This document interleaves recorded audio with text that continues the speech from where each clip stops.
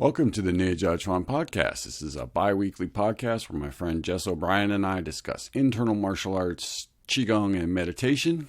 This week we discuss the famous Xingyi master Shang Yunxiang. Shang's one of the more colorful characters in our lineage. We talk about his early life, his training, tell a couple of pretty interesting fight stories, and kind of just give an overview of his life. Then we discuss the Neigong principle of body alignments, and we talk about how proper body alignments is really important in martial arts and internal practices and how to develop that and things to watch out for as you practice.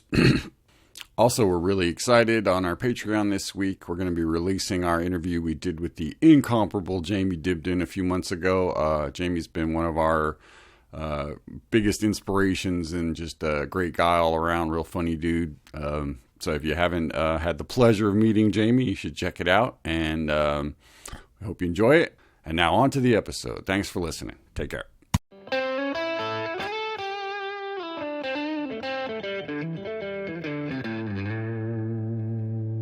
And welcome to the Neijiaquan podcast with Isaac and Jess.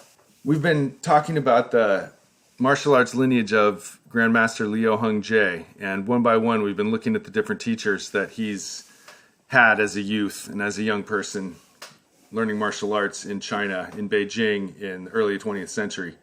Last week we talked about one of his Xingyi teachers, Jin Yunting, and his book. This week we're going to turn to one of Jin Yunting's teachers, Shang Yunxiang, also known as the Iron Foot Buddha.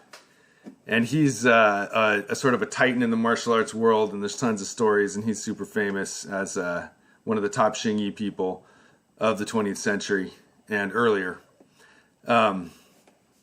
So without any ado, let's jump right into it. Looking at Volume 4, Issue 3 of the Baguazhang Journal, we have here the biography of Shang Yunxiang. He's born in 1864.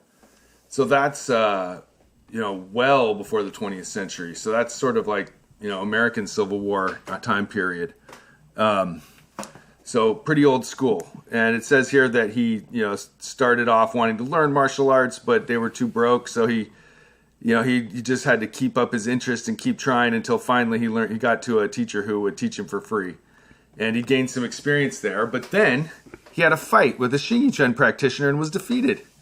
So this looks like a turning point in Youngshang's life. And after that, he went out to learn Xingyi. And it's very conservative at the time. It's hard to find a good teacher. But then he heard of the famous teacher, Li Xingyi, who was teaching in Tianjin, and arranged to meet him. When Shang got there, though, and asked to study Xingyi, Li looked at him and said, "I can't teach you. You're too short. You know how many years it would take you to become good at Xingyi?" So he got rebuffed, but then again, he used persistence to come back and bit by bit work his way into the school. And at age 21, he started practicing Xingyi with Master Li and began his journey in Xingyi. And there's a few pictures here in the Bagua Journal of Shang, and he seems to be like a broad, strong man with a big round head and a quite arrogant look on his face and a little sort of a little mustache. I mean, he looks like a sort of a tough character. What do you think, Oz? Yeah, for sure. I mean, he's his reputation was pretty. He had a pretty solid reputation of being a fairly good fighter, and he was I think this whole thing of being told twice that you can't learn something and then still doing it. Well, obviously he was motivated, and I think that really that shows, just dedication, and that's mostly what it takes to get good at this stuff. So no doubt. Yeah, he's an imposing figure for sure when you see the picture here. It says that so his teacher went on to open a bodyguard company in Tianjin, and Shang moved to Tianjin to work in the bodyguard company. One story reports that Shang practiced barefoot every day, and after a long period of time, the brick practice area was worn down, and Shang's feet were as hard as iron. He thus earned the nickname Iron Foot Buddha. So he's wearing down the tiles in the courtyard by just pounding back and forth. So now we get into a couple other cool stories. It said that he had to travel a long distance from his home to practice with Master Li, so up to 20 miles a day. The story states that Shang traveled the round trip every day, performing Xingyi's Bengchuan smashing fists the entire way. So he would just go back and forth, just doing Bengchuan over and over, which is the straight body punch that Xingyi is quite famous for. And it's one of your favorite techniques as well, isn't it, Isaac? Yeah, I mean we'll save the stuff about the particulars of his style for next time, but that method of the half step Bengchuan, I mean, just really fits if you're a bigger person, because you really can drive it through with that second one, and put your weight behind it and really just punch a hole in something with the Bengchuan. It's just where like generally, like, if you're smaller, you're going to be doing something that's a little more about being able to move your feet quickly, so you don't have to stay in one place very long. And maybe flicking with Fire Fist is from below. Yeah, or using the like the full step Bengchuan rather than the half step Bengchuan.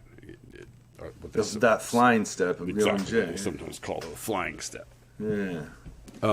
Yeah, but I mean that seems to be a recurring thing in Xingyi about people doing Bengchuan for long periods of time. His second teacher after Li Kengyi was Guo Yunshen, and he's famous for doing Bengchuan with the ball and chain on his ankle or whatever, right? Right.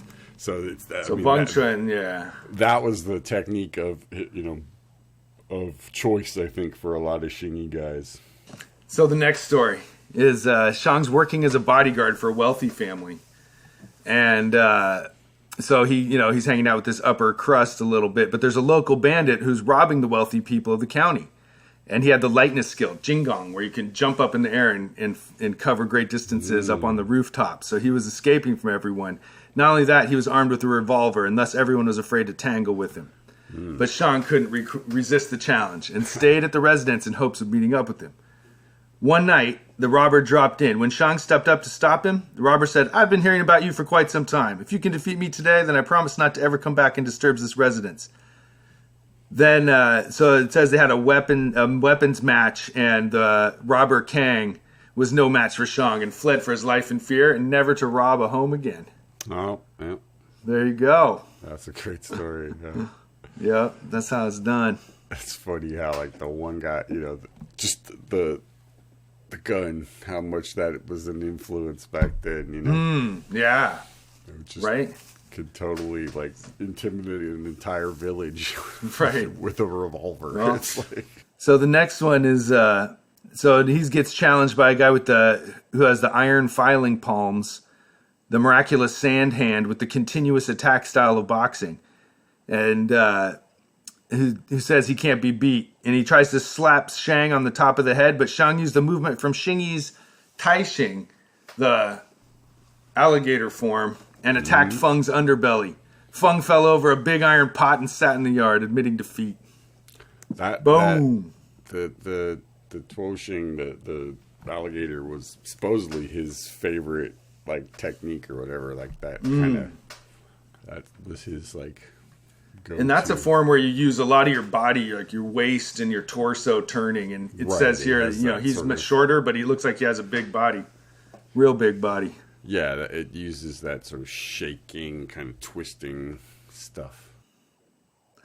All right, now comes his encounter with Bagua. Shang Yunxiang loved to visit famous martial artists and test his skill against theirs.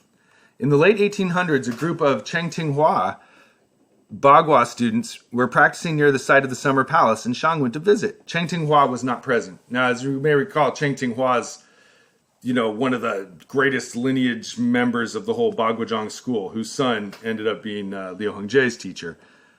But Chengtinghua was not present when he got there. However, a number of his students were. Shang told the group he would like to compare martial arts skills with any of them who were willing. All of them tried Shang, but none were successful. Shang not only defeated them, but he beat them all badly. When Chengtinghua heard that Shang had beaten all his students, he was angry and expressed his displeasure to his friend Li Tsunyi, Shang's teacher. Cheng and Shang had met a year before the incidents, and Cheng liked him. However, he did not think that what Shang did to his students was right. A friendly challenge match was one thing. However, Chang felt that Shang had used unnecessary force when fighting with the students. That's great. When Chang Tinghua heard that Shang had beaten all his students, he was angry and expressed his displeasure to his friend Li Tsunyi, Shang's teacher. A friendly challenge match was one thing. However, Chang felt that Shang had used unnecessary force when fighting with his students. Now, as we've seen in different books and articles, Xingyi has sort of a reputation for going over the top and going all the way to doing extra damage on the way. So this is consistent with other things we've heard. Well, and it also goes to that thing of like keeping face and all that. Like, it's one thing to not, just like you said, one thing to just have a friendly match, but going around hurting people is kind of knocking them all the way down to the ground. Which I think even back then they had a certain level of like, decorum about when and where and how to fight. Right. Yeah, there's always manners and rules and etiquette about these things, and it sounds like Shang tore it up. Now, in the last couple years, we've been talking a lot about the students of Chang Tinghua, and especially since that's the group that Grandmaster Liu Hongzhi learned from. Right. And so, when we hear about this match, I'm wondering, did he fight some of other Liu Hongzhi's teachers, such as, the son of Chang Tinghua, Cheng Yulong, or perhaps Liu's teacher, Liu Zhenlin, perhaps? I've not heard of, people don't usually talk about the fights they lost very right. much. So who knows? And who knows how the fight really went, obviously. This is just one side of the story. This is a fight story from 150 years ago. But the piece about Cheng being upset is probably accurate. That sounds accurate. So we fast forward to the next New Year. Shang comes to pay his respects to his teacher, Li, and Chang Tinghua happened to be visiting at the same time. After Shang knelt and paid respect to his own teacher, he began to kneel in order to pay respects to his uncle, Chang Tinghua. As Shang began to kneel, Chang grabbed his arms and would not let him kneel all the way down. He tried to stand back up, but Chang would not let him stand either. Chang held him in the middle, not allowing him to go up or down. He wanted to taste his skill and teach him a lesson. Wow. As a rule, it was not proper for younger generation to demonstrate their skill on their elders. However, on this occasion, Shang did not obey the custom. Wow. He became angry when Chang would not let him move, so he quickly pushed his arms and tried to throw him. Chang was not expecting this, and so he was knocked off balance. Shang rushed towards Chang, ready to fight. Chang began to rush towards Shang. But suddenly, Shang came to his senses. He knew that Chang's skill was much higher than his, and he thought he might be beaten badly because Chang was so angry. Shang threw open the door, turned, and ran into the courtyard. Chang ran after him and caught him in the garden. Just as they were about to get into it, Li Tsunyi walked in through the door and said, "What are you guys doing?" They stopped fighting and started laughing. Chang Tinghua told Shang, "Your skill is not bad. If you were not so short, you would have been able to throw me on the ground back there." Some say that Shang actually studied some Bagua with Chang Tinghua after this incident. That's great. Tried to take out Master Chang. He tried to take out his uncle. Didn't work. But then the big brawl got stopped when Master Li opened the door and caught them in the act of getting into a fight. So, but yeah, it sounds like this is another one of those connections between Xingyi and Bagua where regardless of what actually went down and who won what, it sounds like they had multiple encounters and there was something. Their bodyguard companies work together, their teachers work together, their associations seem to, all be associated on one level or another for most of the different groups. After studying with Li Tsunyi, the single-sabered Li, Shang decided to go and train with another great master, Guo Yunshen. Shang demonstrated his Xingyi for Guo Yunshen, and when he was finished, Guo laughed and said, "You're good, but you still do not have the true key to Xingyi." Shang stayed with Guo for 4 months, and Guo taught him his famous Banbu Bangchuan, half-stepping, smashing fist, and the skill of Dantian belly beating. Additionally, Shang traveled and studied with other famous Xingyi practitioners in Hebei and Shanxi and modified his Xingyi based on what he learned. Therefore, the Xingyi taught by Shang and his descendants is a bit different from what was taught by Li Tsunyi's other students. This is true. Interesting. There are some very interesting sort of unique characteristics to his Xingyi, which is, I mean, when we look at the Xingyi of Liu Hongjie, the Grandmaster Liu Hongjie's, Xingyi that we've been practicing, and compare that to some of the other schools that descend from Li Cunyi, would you say there are a few differences there that may potentially come from Master Shang's teachings?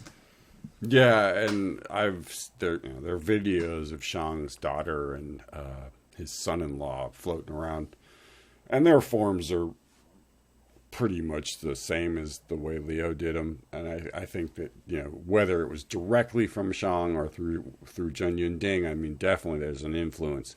Right, that's the line from Shang through Jin Yunding to Liu Hongjie.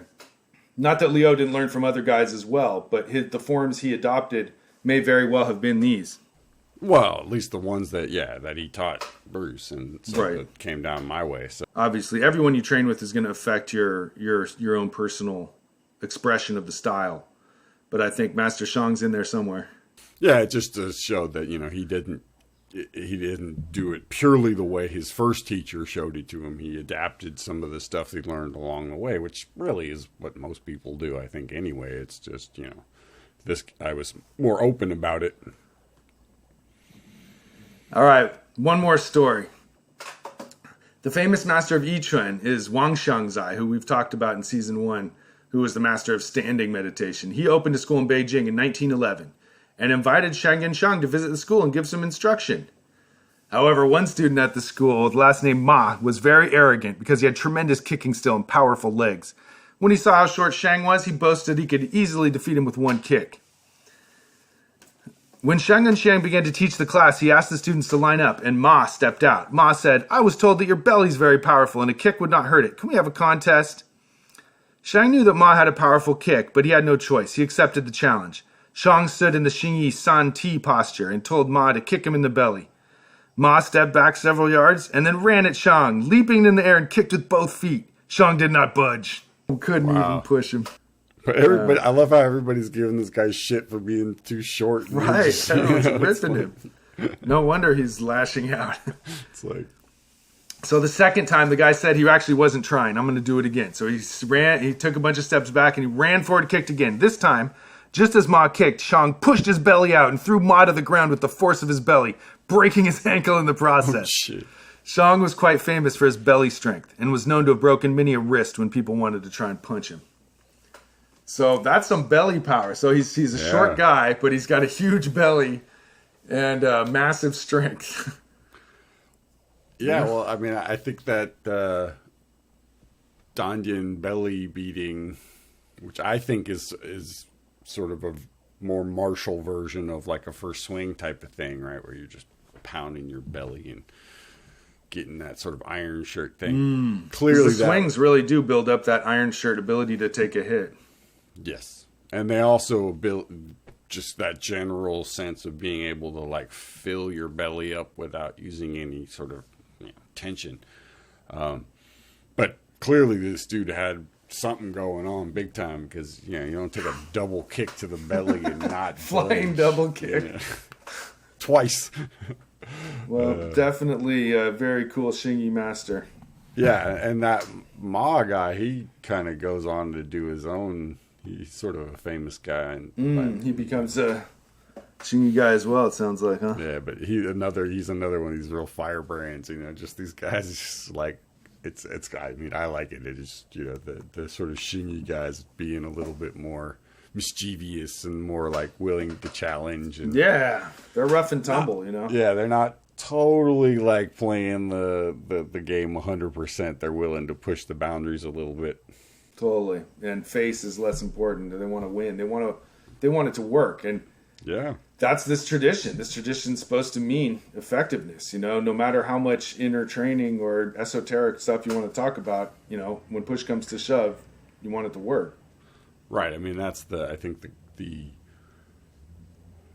especially in the sort of modern age, everybody has to claim that they're, a fighting system, right? And Xingyi's had that for 100 years. They were uptight about that a long time. Yeah, exactly. They had a chip on their shoulder about being no bullshit. We're the real deal martial arts, because even back then, that was the beginnings of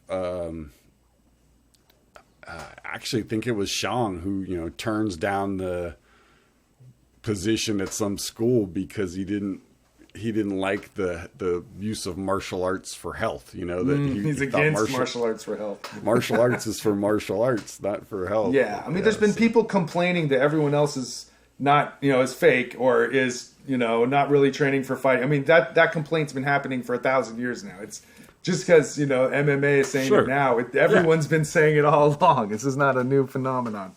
There's two arguments, right? Either you have the original thing in an unbroken line, or you've somehow created the newest and greatest thing that no one has in 2,000 years has never thought of. And it's one of those extremes usually that that's just martial arts. Martial artists are a arrogant bunch. They sure are. Shang Yunxiang was very practically minded about his martial arts. He trained hard to learn how to apply his martial arts in a fighting situation and thought that any other sort of practice was nonsense. Shang was strongly opposed to those who talked about the mysterious powers of the internal arts, and he despised those that practiced martial arts for performance. He felt that the only standard for measuring whether or not someone was practicing correctly was actual combat. Shang once had a student who gave a performance of his Xingyi forms to a crowd of spectators. Shang heard of the incidents and became angry. He told the student, "If you want to perform, go join the opera." See, I like the piece in that I like is about the mysterious powers of internal martial arts, right? That these people that claim that somehow you can fight with chi and stuff like that. Even back then, this guy's like, that's bullshit. You have to be able. Chi can help you get stronger, but it doesn't help you fight better. At least there's always one way to find out. If it works, it works. Well, anybody can say anything as long as it works. Hey. And he's clearly saying, you can talk whatever you say you do. That's I want to one see thing. You do. But what really matters is when you actually, use it. And clearly, he was of the mind that just doing the forms for external enjoyment wasn't really the real deal. Shang Yunxiang died in 1937 at the age of 73. But yeah, what a guy. He bridges that whole territory, and I think it's safe to say from reading Power of Internal Martial Arts, Grandmaster Liu Hongzhi must have trained or met with or was a part of Shang's. Shang had a public school, and he taught a lot of people, so it's conceivable that Liu was one of those guys who came through. And I think you look at, Jin Yunting is, Liu Hongzhi's teacher of Xingyi, one of his Xingyi teachers. It's pretty clear that the two of them probably would have gone to visit Master Shang when he was in town or on New Year's or, times like that at the very least. Jin Yunting's had, his Xingyi had an influence from Sun Ludong, where Shang Yunxiang's had an influence from Li Xingyi. From Guoyuan Shen. Okay. Right? So outside of the Li Xingyi stuff. Oh, they both have Li Xingyi, right. They both have Li Xingyi, but then there's also this other, and so I think that might account for the differences in terms of the flavor. The similarities too, right? Yeah. They do have similarities from one half, but then the other half. So we're going to continue digging deeper into the Neijiaquan principles that underlie the internal martial arts and qigong training that we do. And the next one on the list is alignments, all the different ways you can hold yourself, all the different methods of posture and connection of the physical body. And again, it strikes me how all these Neijiaquan components are about working with your inner body, but you start on sort of the outside, with the breath, with the feeling of the surface energy, and now with the alignments of the body.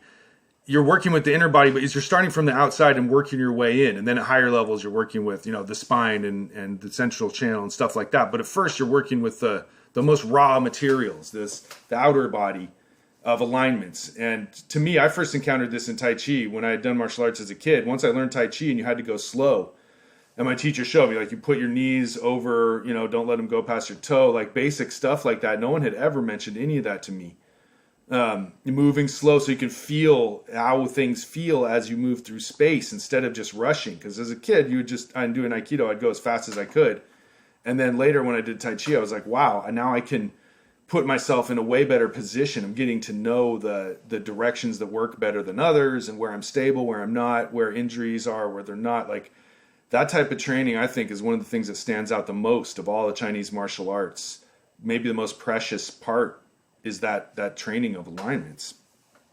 Yeah, I think it's the sort of golden nugget in all of this stuff is that proper body alignment is something that, you know, if you can develop it in your youth, that as you get older can not only help you from getting injured, but it allows you to stay healthy and strong and all that sort of stuff. And the conditional stuff about if you're going to do other in quote unquote internal practices, right? None of them work if your body's not aligned. I mean, if your body's not mostly, you know, little things can be out of alignment and, you know, things can go out of alignment and come back in. But if you don't have most of it, trying to do something like pulsing your joints or some sort of internal compression and expansion to hit somebody, you know, if you hit somebody hard and your arm's not aligned, your arm's just going to collapse. So it doesn't, you know, it's like but same thing, if you just step wrong and your knee's not aligned, you put pressure on the wrong part of your knee and it, you know, it bugs out. And so, exactly. Most of the time, these alignments are taught through standing practices. That's the easiest place to learn them. So it's just, you know, feeling how essentially gravity moves through your body. And we talked a lot about this in the first season, but, you know, it's worth repeating that without proper alignment, you're constantly struggling to, you know, hold yourself up essentially.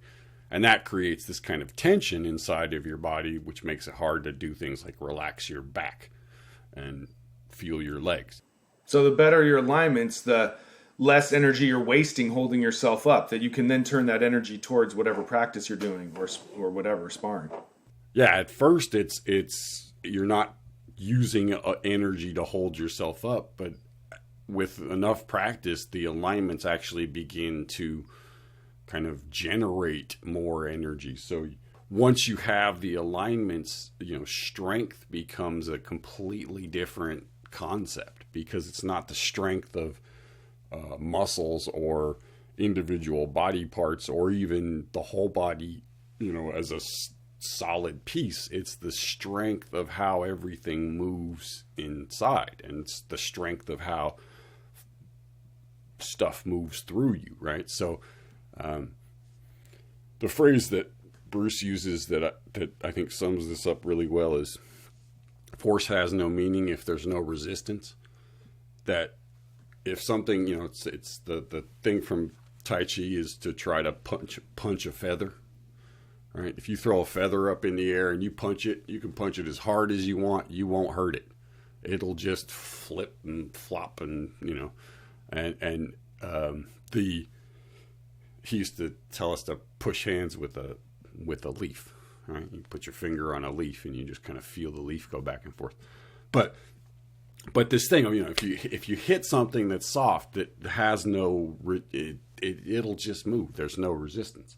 Now that doesn't mean that thing can hurt you. Like the feather's not going to hurt me. So, but on defense, you can't beat that, right? So softness as an offensive move, maybe not so great, but in terms of how to, you know, let go of stuff. So alignment is essentially the functional way that you get rid of internal resistance.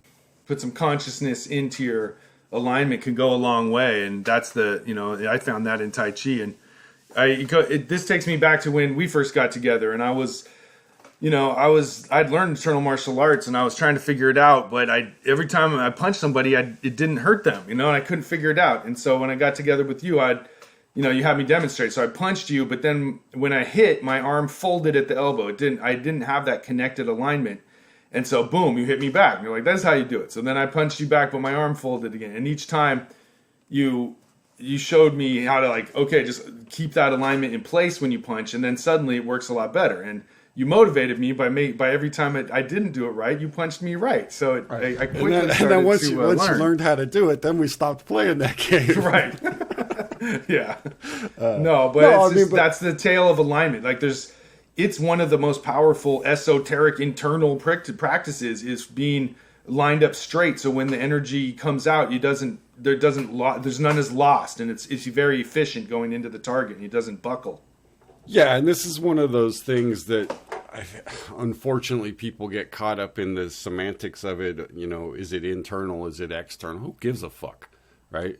The body has positions where it's more functional than others, right? And so whether you're doing it for the purpose of purely a quote-unquote external thing, like, you know, swinging a baseball bat or, you know, just punching somebody as hard as you can, being in alignment will help.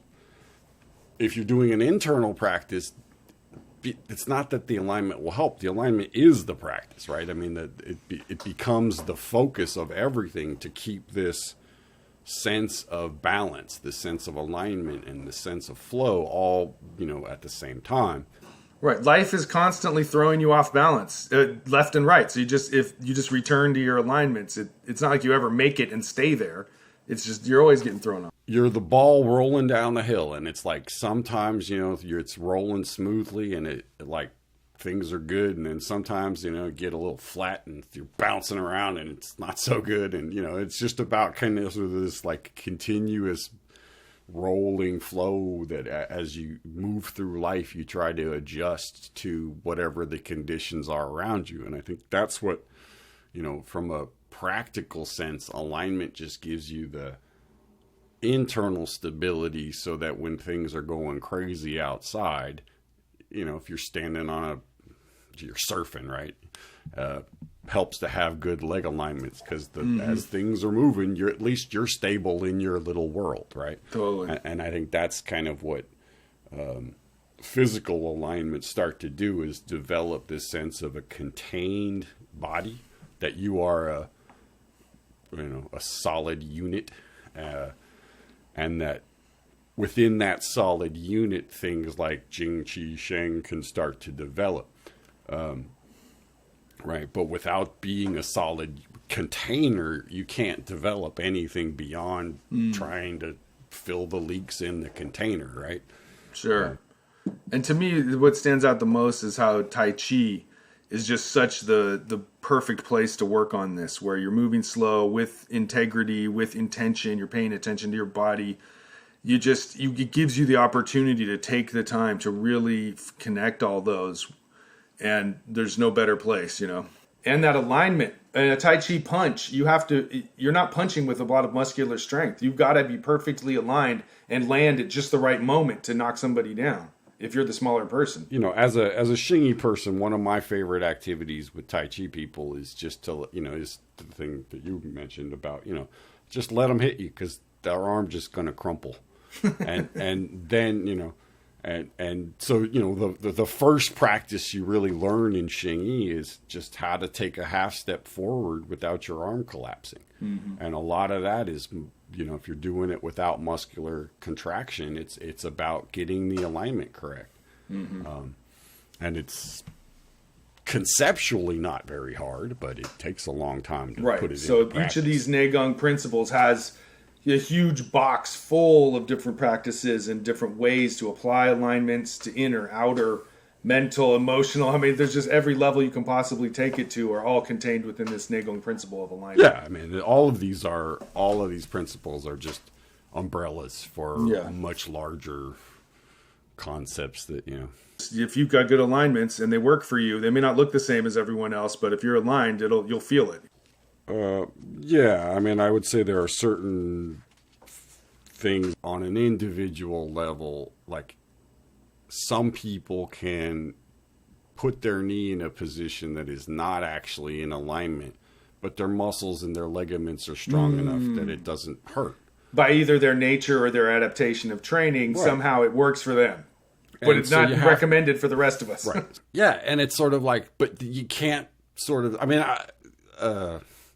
you can't say that any one thing is universal for everybody, right? It's like these are guidelines for developing an internal practice, and everybody's internal practice is going to be a little bit different because everybody's body's a little bit different. But, there are certain structural things that the human conditions that the human body can function under, which allow it to, move better. And, like if you take gravity away, none of this shit matters, right? Like alignment doesn't matter if you're floating, right? So it's all conditioned upon, we're in this gravitational field, and while we're condensed into a particular mass, these are the things that we have to do. And like you said, everybody's got their own version of it. I just think, you need to do more than just follow somebody when they do this sort of thing, because especially if they're not explaining it very well and they're just kind of putting you in a position, that you need to be sure that they understand that your body has limitations that their body might not have. I mean, one of the most important things as a teacher is to not try to make little versions of yourself, right? That don't try to make everybody look like you, because that's not how it works. Everybody's body is different, and especially with internal practices. So, that's just something to keep in mind, that when especially if you're learning this stuff by watching videos and things like that you might see some stuff that you think, okay, well, that's how I should do it. But your body might not be structured. Trust your own body. Trust your own instincts. Trust your intuition. If it feels weird and it hurts, don't do much of it. Yeah.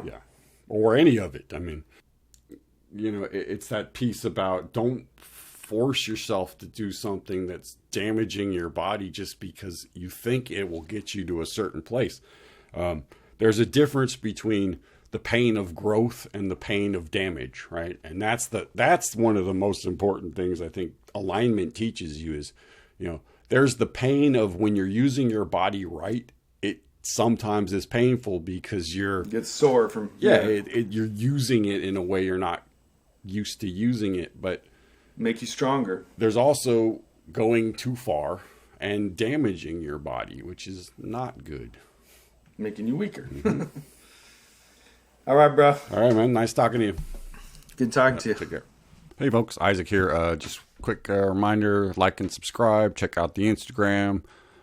Check out the Patreon for the interviews. We're also putting up some Santi training stuff up there, as well as the Bagua training that's already there, and a whole bunch of other stuff. So check it out. All right. Thanks for your support. Thanks for listening, and have a great day.